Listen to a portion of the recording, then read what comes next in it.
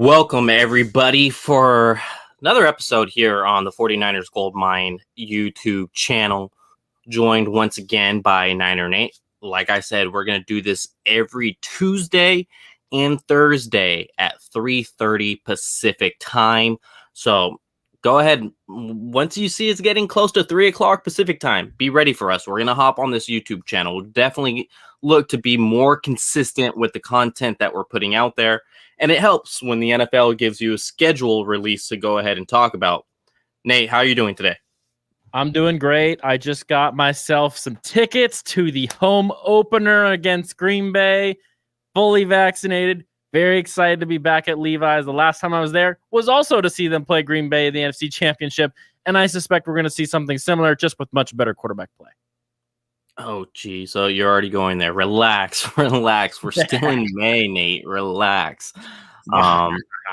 Yeah, like we already knew who the 49ers were going to play. The only difference is when they're going to go ahead and have these games so that you could at least start scheduling your trips. Are you going to go to Philadelphia? Are you, if you don't live in the Bay Area, are you flying into San Jose or maybe the San Francisco or Sacramento, wherever you decide to fly into? That's the only importance really a schedule release does for you, as well as it gives you an eye to determine when are these tough stretches going to be. If there's any tough stretches, I know it's been pretty popular to say, oh, the 49ers have one of the weakest strength of schedule. Shut the hell up. They're in the NFC West. Seattle's going to be a double-digit win team. The LA Rams are going to be a double-digit win team, and they play those two teams twice. The Arizona Cardinals are a feisty bunch as well. They added J.J. Watt, A.J. Green. Yeah, they're at the ends of their careers, but if they could at least show flashes, they're going to be, tough for anybody that they play against. And then you mix in the Packers, you mix in the Colts. Bears are going to be a lot better because you would assume they have better quarterback play there. Titans are a tough game as well. And if Deshaun Watson is playing that Week 17 game, the Houston Texans are going to be tough as well. That they may be lackluster on defense, but you can never just automatically chalk up a W when Deshaun Watson's the opposing quarterback. Yeah, I think that Seattle is kind of interesting this year because I think that with the rumors of Russell wanting out and the fact that there's a new offensive coordinator, I will be there. Yes, we will be. I will be there for sure. I think that there's some interesting things going on in Seattle, and I'm pretty sure that defense is still pretty terrible, even though they got Akello and Carey. I'm not really afraid of them. I think that they're the least scary of these teams. The Rams scare the hell out of me, just because. And this could very well be proven false as the season goes on, but the Rams scare the hell out of me right now because we've never seen Sean McVay with a decent quarterback. I mean, Jared Goff is better than Jimmy Garoppolo, but really, what the hell is that?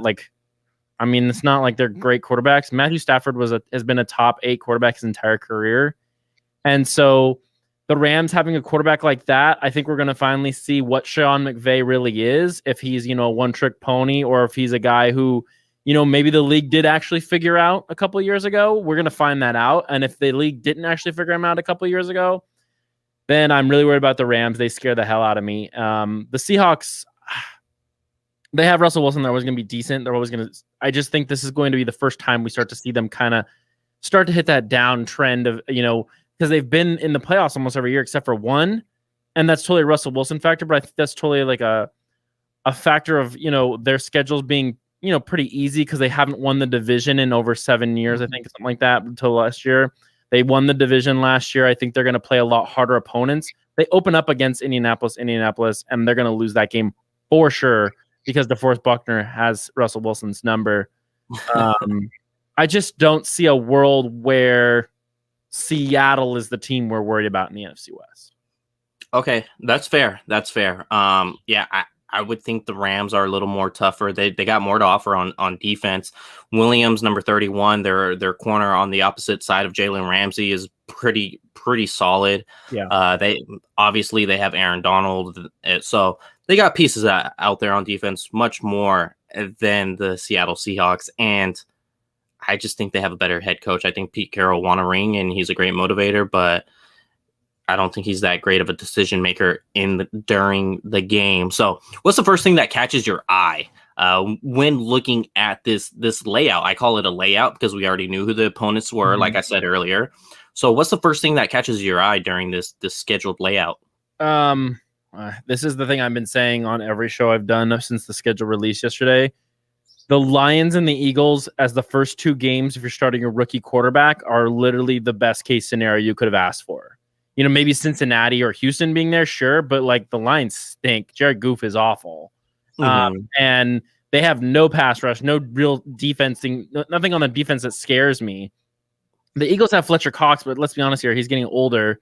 And your quarterbacks you would be battling are Jared Goff and Jalen Hurts. And if the quarterback is Trey Lance to start the season, I would feel really good about that stretch.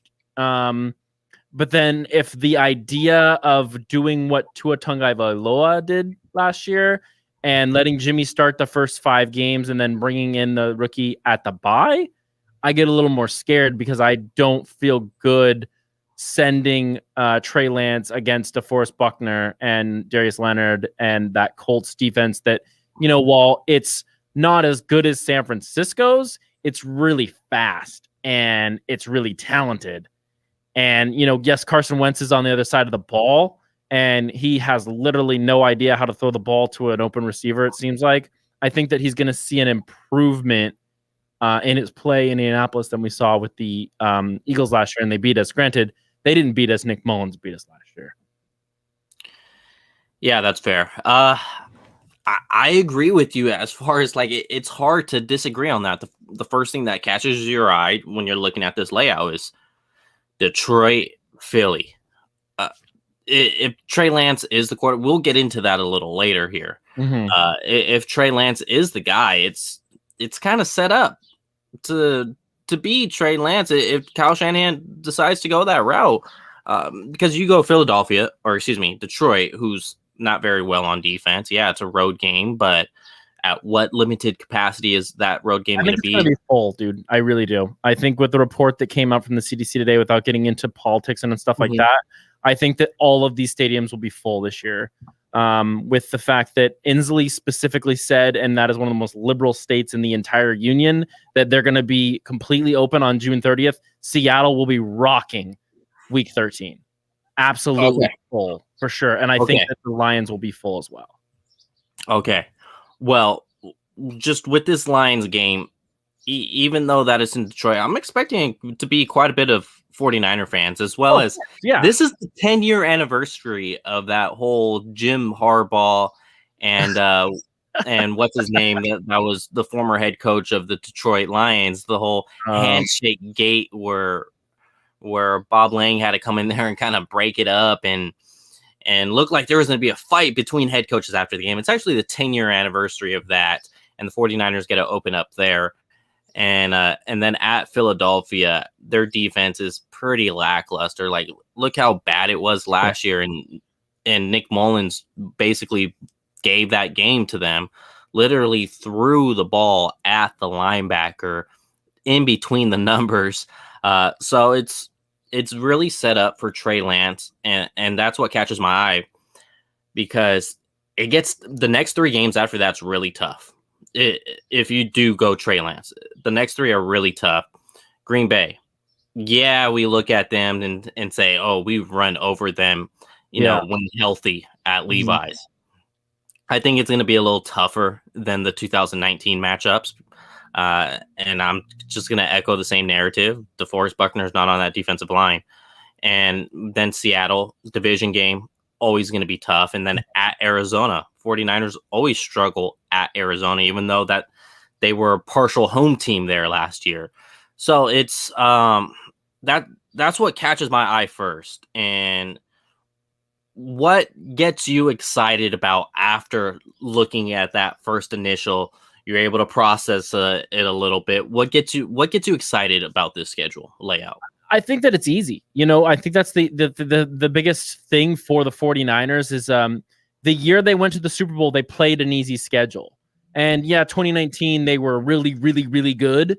But this schedule might actually be easier than the 2019 schedule. Like Green Bay early, even if they blow that game, which I I would bet money they don't lose that game. Having the faithful back at that stadium, having your rookie quarterback out there, hell, even having Jimmy Garoppolo out there, the hype of just being there and just in that atmosphere, and Bosa being back, Kinlaw in his second year, Armstead, Ebukam, Ford, Warner, Sherman. It's just the thing is, like, all the hype is going to be in that game because this is going to be that moment for this team where they feel like they're back in it again because they'll be coming off 2 wins.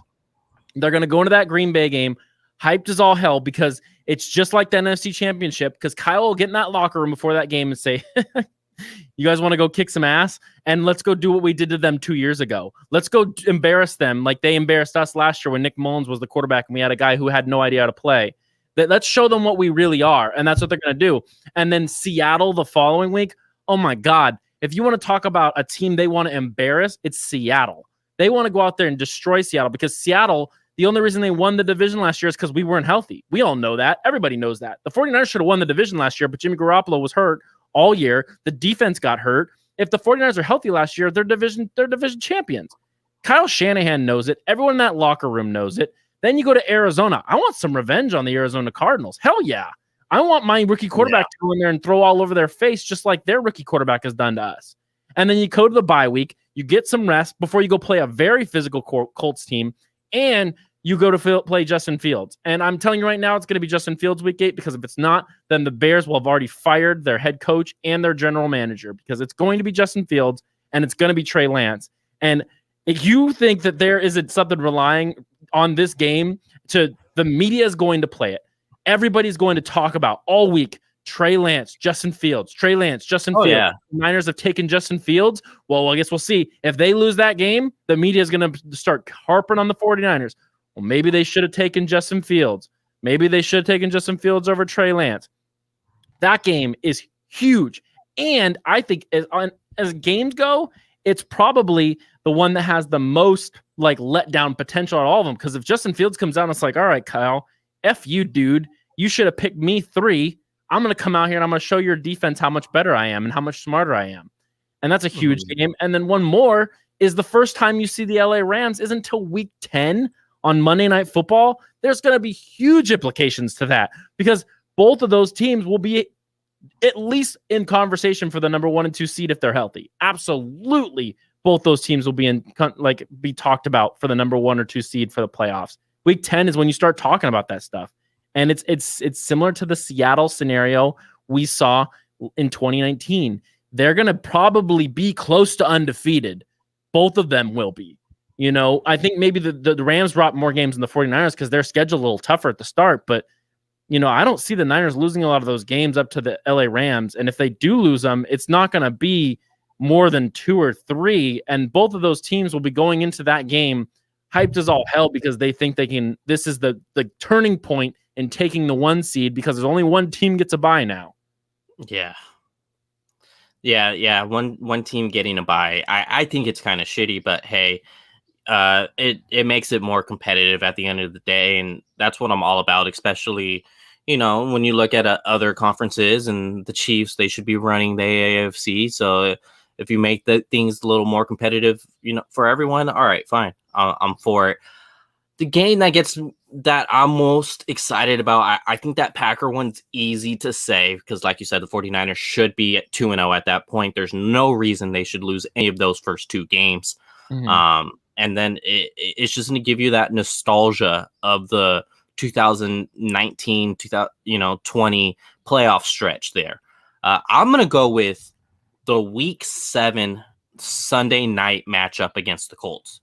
Mm-hmm. Reason being is the Colts, they have a tough opening schedule.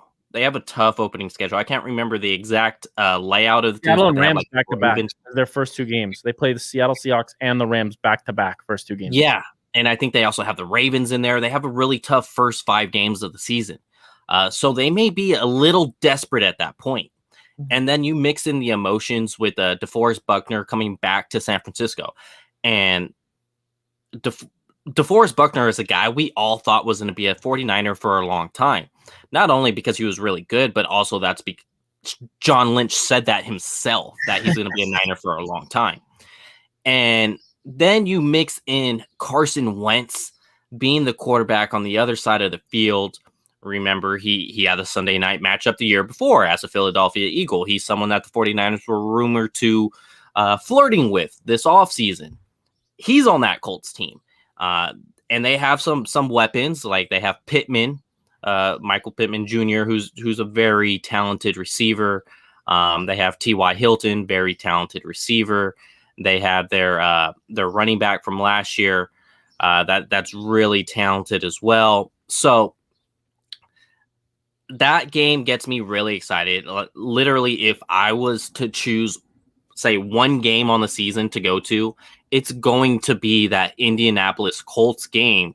Like, I understand the emotions of opening weekend and opening night for that Sunday night against the Green Bay Packers. I understand the emotions behind that.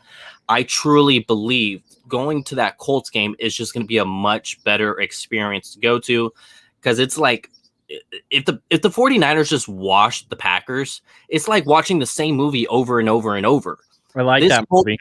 This Colts game, like, yeah, we're going to be, completely excited. Completely excited. But going to that Colts game and say the 49ers washed them as well, that it's something new. It's not the same film over and over and over. You have like I said, DeForest Buckner, Carson Wentz. They have talent. They were a playoff team last year. They went 11-5. In fact, they won a playoff game last year. So this is a team that, shouldn't be overlooked at as far as the Colts go in this schedule. And it's going to be very, very, they have Darius Leonard, who's talked about, he's LB1 and not Fred Warner in the NFL. So there's a lot that goes in with that Indianapolis Colts game. And I think both teams are going to be very fired up, even though it's an AFC versus NFC matchup. Here's a hot take, because this is what I do now, I guess. If they're 7-0 going into that Arizona game, or 8-0 into that Arizona game, they're going to the Super Bowl.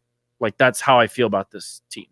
Because yes, the stretch of, Green Bay, Seattle, Arizona is tough, right? And the Colts, right? But it's not as tough as that 2019 season was easy. You need to look at that 2019 schedule. They played. Everything lined up perfectly. They played a Pittsburgh team without Ben. They played the Bengals. They played the Buccaneers with no quarterback. But that one stretch where it was Green Bay, Baltimore, New Orleans, that stretch is much harder than this stretch is. Green Bay, Seattle, Arizona, Colts, that's tough, right? But still, it's not. They're all they're at home. Green Bay, Seattle, Colts, exactly. They're at home. And then you go to Arizona, division game. They always struggle playing at Arizona, but maybe you hope there's a little bit of familiarity that transfers over from having to play home games in Arizona literally last season. And then I don't think that Bears game should be overlooked. They have a very solid defense. Khalil Mack, they did lose some pieces, so maybe they won't be as solid as they were last year. If Justin Fields can open up that offense a little more, that Bears game gets a little more interesting. But since you were talking about, let's just jump into it. Where is their toughest stretch? Are you going to say is that Packers, Seahawks, Cardinals, bye week, and Colts? Yeah, because if you look at the stretch where it's like Atlanta, Tennessee, yes, that's a short time between games, but I think Tennessee's defense is soft, and then they have a literal bye week against the Houston Texans the following week before they play LA, and then Jacksonville. Yes, they're going to have Trevor Lawrence, but they have nothing else on that team that scares me. Minnesota, Kyle Shanahan, literally will not lose to Kirk Cousins. There's no freaking way Kyle Shanahan loses to Kirk Cousins at all, because he knows in his mind he has to beat him for the rest of his life. It's got to be Green Bay, Seattle, Arizona, Indianapolis. That's the hardest stretch. And 3 of those games are at home. And so it's just if that's the hardest stretch of this schedule, it's pretty easy. And that's why a lot of people are saying this is the easiest schedule in the NFL, because it kind of is. This might be the easiest schedule in the NFL. And if they don't, make it all the way to the NFC Championship or at least get an 11-6 record, I might be a little disappointed because of how easy this is and how good we know this roster is. We've said it on our show a million times. This is probably the second or third best roster in the NFL, as constructed with Jimmy Garoppolo. Like, that's the hot take thing. Is like, with Jimmy Garoppolo, they're still probably one of the best rosters in the NFL. And if Trey Lance comes out and plays and he's better, oh my God. Like, it's crazy to think what this team can do. And so if your hardest stretch of your schedule is Green Bay, Seattle, Arizona, Annapolis, Green Bay you literally own if the quarterback doesn't have, a pea brain. Seattle, like, you've shown that you know how to beat them. You almost beat them with CJ freaking Beathard. And Arizona has Cliff Kingsbury, so I'm not worried about them when you're healthy. And then, so the Colts becomes the game that scares me the most. And if we leave that night at Levi's and they beat the Colts, I mean, every 49er fan's mind has to be on Super Bowl at that point, because the stretch that the rest of that schedule is. Let's say playoffs before saying Super Bowl. Let's get to the dance. Let's get to the dance before we pull the prettiest girl off the floor. All right, let's just get there. The prettiest girl on the floor. Come on, nobody has a better roster than us in the NFC. So I obviously have to agree that, like, I'm trying to find a way to where I could figure out a different portion of the schedule to use instead of piggybacking off of your same selection. But it's obvious. It's Green Bay, Seattle, at Arizona, Colts, and I'll throw in at Chicago. Mainly because that is a travel game, different time zone, 2 hours ahead. So, but then breaking it down, it's, Green Bay, but you're not playing at Lambeau. You're playing in Santa Clara. Seattle, it's not a primetime game. And hell, the only time they struggled against Seattle really was when Jimmy Garoppolo was on the field. And if Jimmy Garoppolo is starting that game, I expect him to be a lot better than what he was at Seattle last year. And then the third game there is the Arizona Cardinals. They beat the Arizona Cardinals with CJ Beathard, and they probably should have beat Arizona Cardinals week 1 as well. Should have swept them. And then the Colts, another home game. You're not having to travel to Indy for that. And guess what? You're coming off a bye week for that game. It's not a short week like the Falcons and Titans game. That's going to be tough because you're playing the Falcons on a Sunday and then you're traveling all the way to Tennessee for a Thursday night game. Yet the Colts, it's a Sunday night game off a bye. So the 49ers have the advantage there. Traveling to Chicago, I think that game's going to be a lot tougher than most are thinking. That's why I throw them in this mix. I think the Chicago game is going to be tougher than at Arizona. The only way it's not tougher is if Chicago screws it up and has Andy Dalton starting for those first 8 weeks. That's the only way that game isn't as tough, is if Chicago's management just screws that up. And if they do, which I'm all about competition, but I hope they screw that up.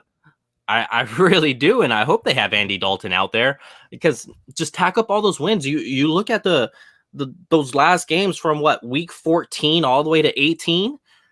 Bengals dub, Falcons dub, at Tennessee.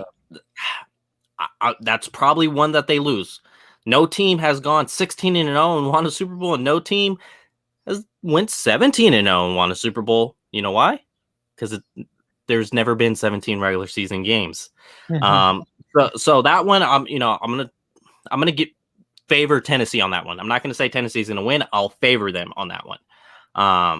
And then Texans at home, dub, at Rams. They have their number, even though it's Matthew Stafford. I'm gonna call that so they should be 4-1 in that last final 5. Maybe they win the Tennessee and they lose at Rams. You just mix and match those games however you want. That final 5, I think 4-1 is a very possibility. If you could get through that first quarter of games there at, say, 3-1, and then you just keep going down on the line, I think, coming into this, I was thinking, oh, okay, they're, 11-6. But now looking at the layout of how it's constructed, I think 12-5 is very, very realistic. And I would not be shocked if they're better than 12-5. Mm-hmm. I'm not saying that because I'm a fan and I want them to be better than 12-5.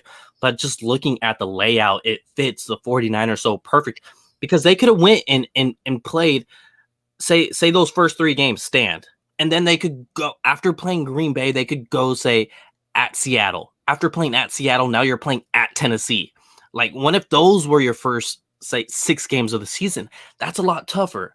Yet the at Seattle and at Tennessee and versus Green Bay, it's all spread out, and that's what helps this team. Yeah, I think that someone in the comments saying 12-5 is very realistic, and I think that's not a hot take. I totally think it is. I think that this team, as constructed with this schedule, should be able to win. And that's the thing, is like, there's so many of these games that just on paper, and yes, the NFL is not a league that's won on paper, but like, if it was any different, like any of these games just switched, like you just said, Tennessee instead of Arizona, at Tennessee instead of Arizona, or at Seattle instead of home against Seattle, like all that stuff, could change anything. And when you look at this schedule and you just read it as a Niner fan and someone who, covers this team and talks about it constantly, this is the best case scenario the team could have gotten easily. Because it feels like something might be up in a way. I've been kind of thinking about it the last couple of days, and this is me putting my tin hat on, which I love putting it on. It's fun. I think that the Lions-Eagles stretch is the NFL letting Kyle start a rookie quarterback. I think that we all know that a lot of these owners, these GMs, these head coaches constantly, send in little requests to the NFL when they get their opponents and stuff. Mm-hmm. I think that something was said from the 49ers here where they said, hey, a softer spot to start a rookie would be nice. There's something along those lines. And maybe I'm crazy. I could totally be crazy. It's fine. But I think that something was said to them, and they're like, well, if you're going to give us ratings because you're going to start a rookie quarterback who's dynamic and fun to watch, then yeah, we'll help you out a little bit. We'll give you the Lions and the Eagles early, and we'll give you that. It'll have to be away, but the Niners are so good at playing an away game, staying on that side of the of the United States, and then playing another away game. That's not ever been a thing they've struggled with in the Kyle Shanahan regime when healthy. And so it just really seems to me like this has been a plan for a while where they are going to start this rookie quarterback, and they were given an ideal situation to start this rookie quarterback. So you're saying the ideal landing spot for Trey Lance to take over is immediately week 1. That's your ideal landing spot for Trey Lance. I mean, these are two of the worst teams they play. I mean, the only team they play worse this year is Houston. Maybe the Bengals, but the thing is, the Bengals have Joe Burrow and Jamar Chase, and at least maybe there's something going on with the dynamicness of the offense. Houston's easily the worst team they play by far. Jacksonville has Trevor Lawrence, so that's there. But the Lions have Goof and ankle biter guy as their head coach. The Eagles have a rookie head coach who I've never even heard of. I've never heard of him before they hired him, and a team that literally just seems to implode on itself every season. Like, it's wild because there's so many seasons where I was like, oh, the Eagles are going to win their division, and they just implode. So, and the roster has gotten progressively worse and worse and worse every year. So, I mean, like, they could have given us Houston early, but that's a home game. I don't think they're going to give us a home game early because they wanted the first home game to be Green Bay at home. They wanted us to play the Green Bay Packers at home because they know what that does for their ratings. The first time the Niner fans in the Bay Area step back into Levi's Stadium, it's against the team they beat in the NFC Championship to send them to the Super Bowl. I mean, the story writes itself. That's going to be, at the end of the year, that's going to be a top 10 most watched football game of the season by far. Whether or not they blow them out or not, because the storylines, Levi's, the Bay Area being the biggest, area of, not bringing fans back. It took them the longest to bring fans back. All that stuff. The Colts game and the Green Bay game, maybe even that Rams game, are all top 10 NFL games this season when it comes to ratings. And I think the NFL knows that. Yeah. So I'm going to say the ideal landing spot for Trey Lance would probably be the week 11 game on the road against Jacksonville. And that's not for certain for me.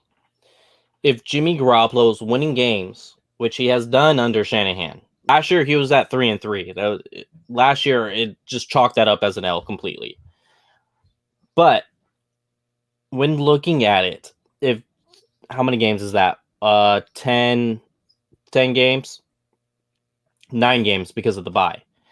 If the 49ers are, say, 6-3 and you're getting into that final stretch there, then I'm still rolling with Jimmy G at that point.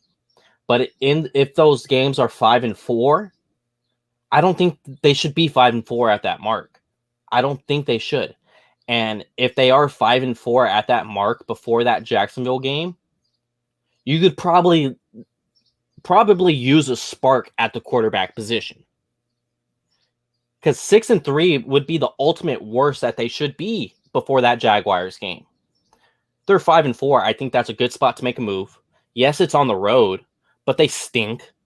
They don't have a crazy home field advantage atmosphere that's going to make a rookie shake in his boots. That's not Jacksonville.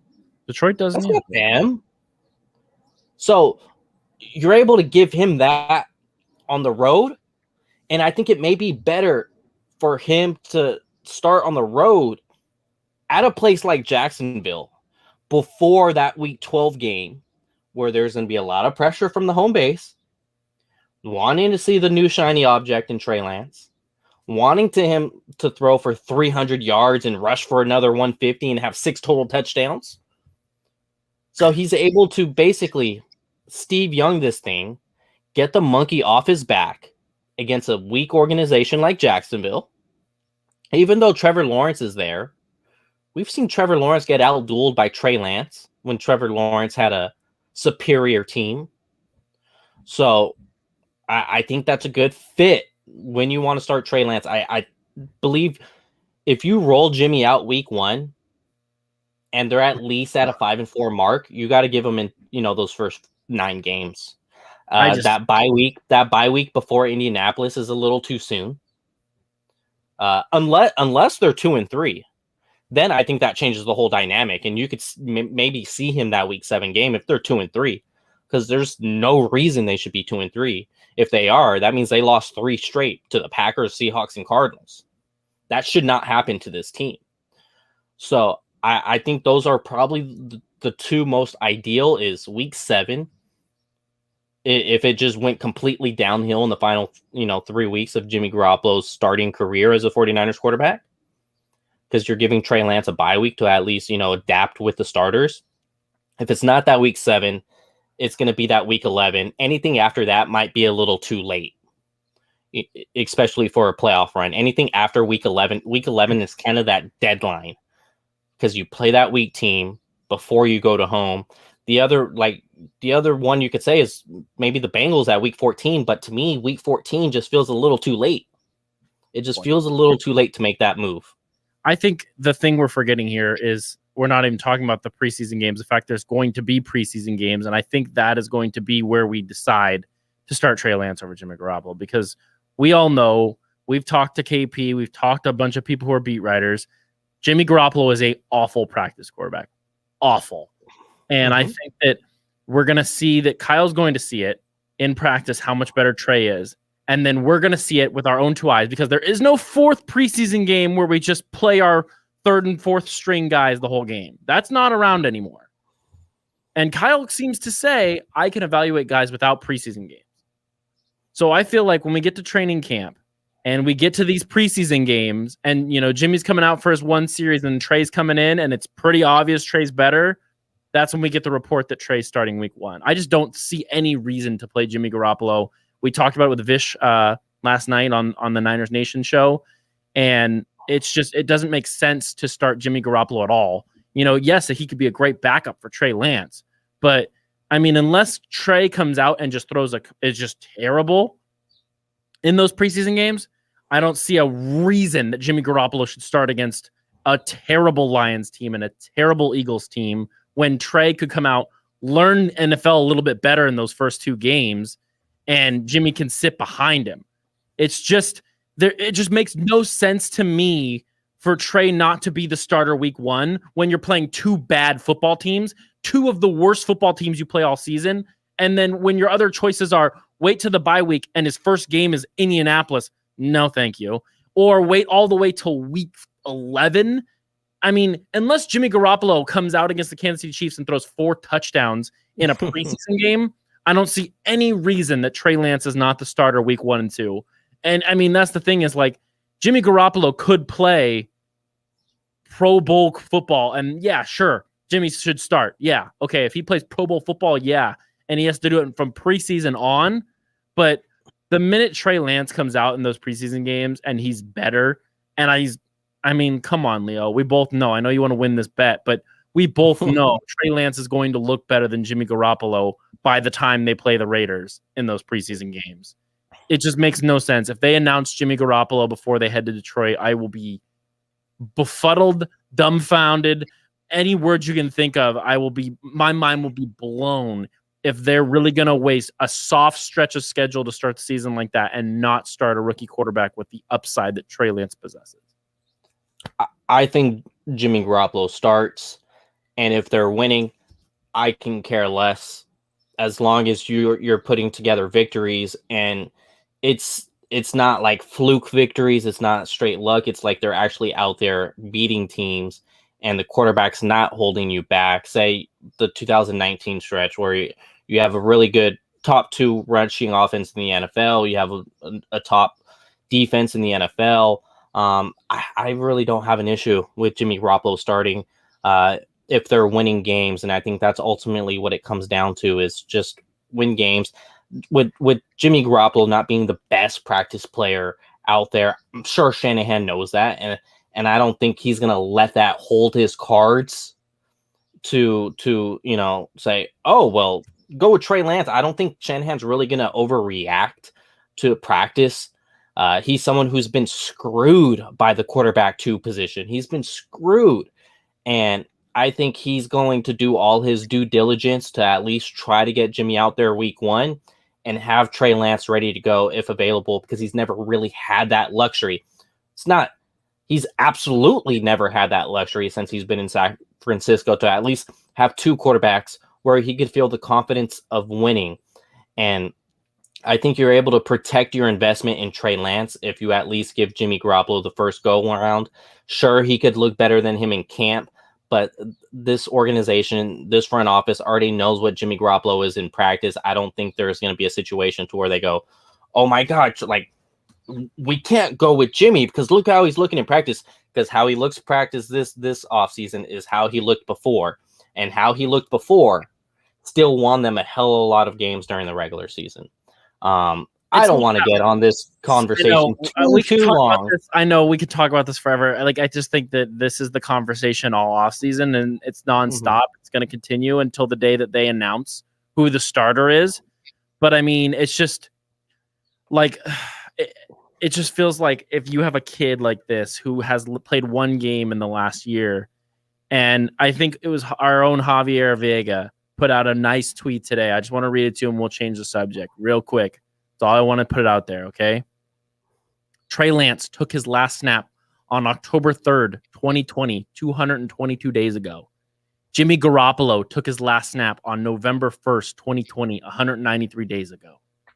I don't think you're looking at anything different here. That's the thing. I think if you sit Trey Lance for any longer than 1 or 2 or 3 games, you're just wasting time. But we can change the subject. Sorry, this is going to be the conversation all off. So I'll give my final say on the topic as well. It's also who's going to be working what reps. Is Trey Lance really going to get a viable amount with the first team to throw him in as the starter? I think that has a lot to do with it as well. I think he'll have some snaps with the first team, but I think he's just going to get way too many with the second team, and Jimmy's going to get the ultimate chance to start. And there's if they're winning games, there's nothing wrong with it. Honestly, if they're winning games, there's nothing wrong with it. We can and how you look. See, like I'm not concerned with Trey Lance sitting all this time, is because how you look with it is it's basically the same thing as an injury. Whether you didn't play football, at the end of the day, you didn't play football, and that's how it could get looked at. We could have this conversation. I know we can have this on our own show. It's not a big deal. Yeah, There's so many things. There's so many ways we can look. Well, the thing is, we're in freaking May. Like Trey Lance will barely have his first practice tomorrow. So tomorrow, I'm so excited. I can't wait to see those videos. Very excited. So way too early record prediction. Where are you going with on this? I've been thinking about this a lot, actually. The hype train 9-8 wants to say 13-4 because I think that they're that good, and I think that they have the potential to be absolutely dynamic. Especially with and keep in mind this is way too early. Like we haven't even got to the second wave of free agency yet. Yeah, well, I mean, I kind of have a general idea of who's coming. To be fair, we know it's going to be Tony Jefferson, Richard Sherman. I don't know if Tony Jefferson will come. Have you heard otherwise? Well, I know people within his camp believe he should be a starter, and he's signs with the 49ers. He has zero chance to start. Yeah, with Hart and Jimmy Ward there at the safety position, he has literally zero chance to start. And I know his camp that they believe he is still a baller, even though he missed last season. And they believe he is a starter in this league. I think he should have. And I think that's why he has not signed yet, because he's just waiting for his options out. Eventually, he's going to sign with somebody this season. He's going to be in somebody's camp. Yeah. But I think he's doing his due diligence. Yeah, I mean, I'd like to see Tony Jefferson just compete with Tart and Ward, whether he wins it or not. I think that he just needs to get some football in his body. I think that's the point there. But yeah, well, let's do the record prediction. Sorry. My final prediction is gonna be 12-5. Losses to LA, Arizona, Seattle, just one of those. A weird loss in there somewhere. It's like Atlanta or Tennessee, like one we don't expect. And then I'm gonna say Chicago. Okay. Fields is gonna get his revenge, and this was like the thing I was most worried about when that's they took fine. One game is fine. Ultimately, who has a better career or whose team has the better, say, long-term run with the quarterback starting. So one game is fine. I'm not too stressed about that. I just think that team will be physical. They'll win it, and then they have to go to Chicago, and it's just going to be one of those games where Fields just takes over and does his thing like he did with that superior Clemson team, where he's just able to take over. So I'm gonna go with I'm gonna play it safe. This is way too early. So I'm gonna play it safe. I'm gonna say 12-5. Although I would not be shocked if they, hit your prediction at 13-4.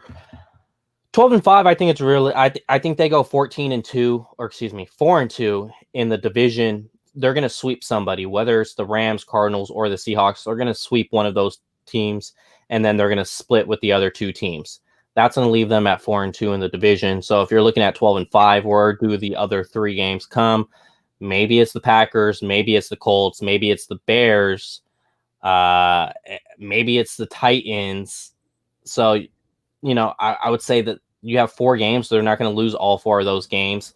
Obviously, if health is not an issue this year, they're not going to lose all 4 of those games. So I'm going to play it safe.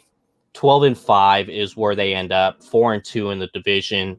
And I think that should be good enough to at least get them a top 2 spot, maybe a top 3 spot, but definitely good enough to win them the West.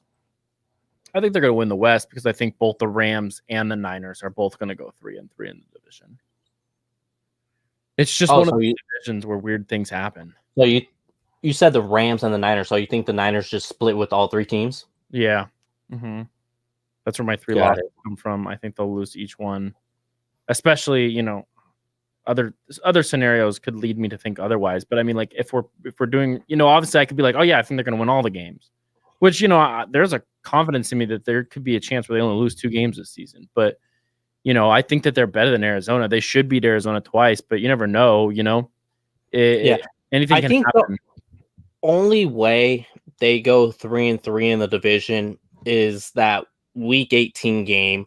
If the 49ers already solidified their playoff spot, they can't move up, they can't move down.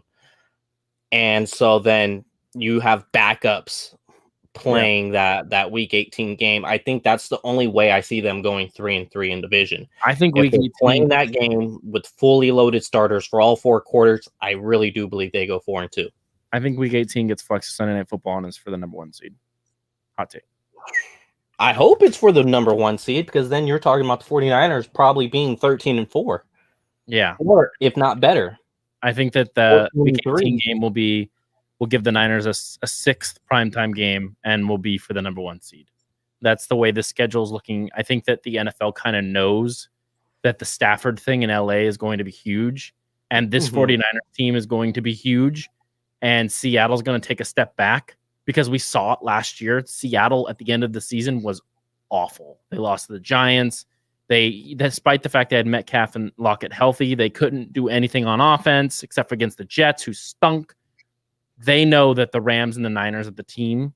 You know, they got it with Seattle right 2 years ago. I think they're getting it right again with LA and San Francisco. I think that the battle for the number 1 seed on Sunday Night Football and for the division.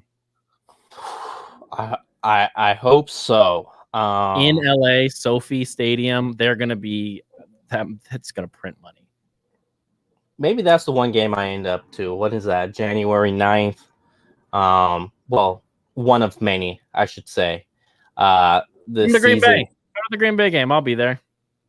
Yes, you will. I do not have tickets for that game yet.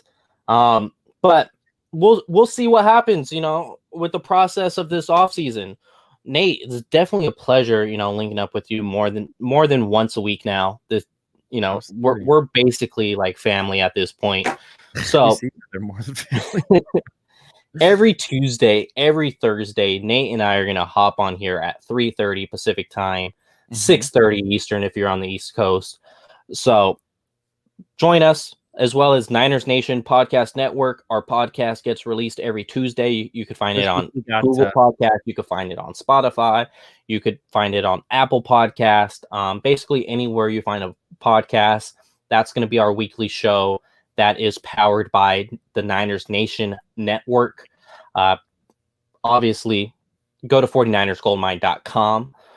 Tons of great writers, great work being done there. Read up on the off-season breakdowns. I know Brett Rumbeck does a great series, with player and film breakdown. Jason Aponte is there, Marco Martinez, as well as Javi Vega, of course, and myself. Yours truly. I believe Nate's coming out with an article, correct? Aren't you doing something like that? Into it. I'm going a lot of different ways with it. I'm in the process of, I kind of realized that it's more than just Russell Wilson. There's more research I have to do than just Seattle. There's some Dak Prescott stuff I've been reading about. It's a work in progress. I'm not a real great writer. I'm more of a talker. And so this is probably going to take. Really? I have not noticed that. Well, and yeah, so real quick, plug next week's show, Niners Nation. We got Eric Crocker coming. So pretty excited about that. He's going to give us the lowdown on Ambry Thomas. Very excited about that. Perfect. Well, I appreciate all of you for joining with us on this Thursday evening, depending where you're located. We'll be back Tuesday. Talk to you soon.